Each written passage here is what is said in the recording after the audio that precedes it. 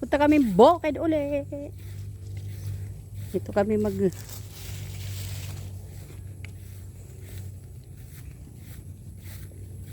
may bigat ang dala ni Mang Jose. Nahubuan na. Tay. Punta kami ng bukid. Yan ang bukid namin. Iyan. Yan. Punta kami ng bukid. Nag-ayos ng pantalon kasi nahubuan na. Ang bigat ng dala niya. May tubig. Magtutula kami ng manok dito. May dala kaming mga panghalo. Yan. Kasama namin si Whitey na uuna. Yun.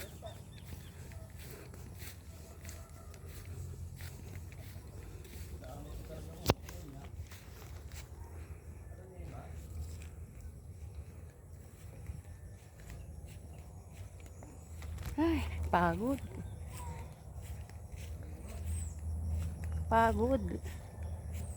Yan, pahinga na naman. Pahinga na naman. Sa bigat ng dala. Ay.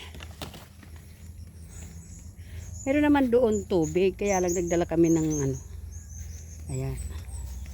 Sabaw. Ayan. Yan, may kasama kaming aso. Ayan. Yan.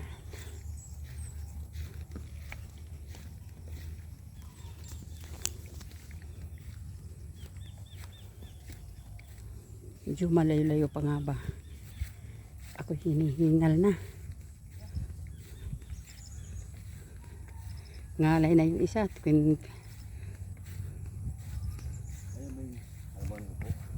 Yan. Kalabaw ng kapatid ko. Yan.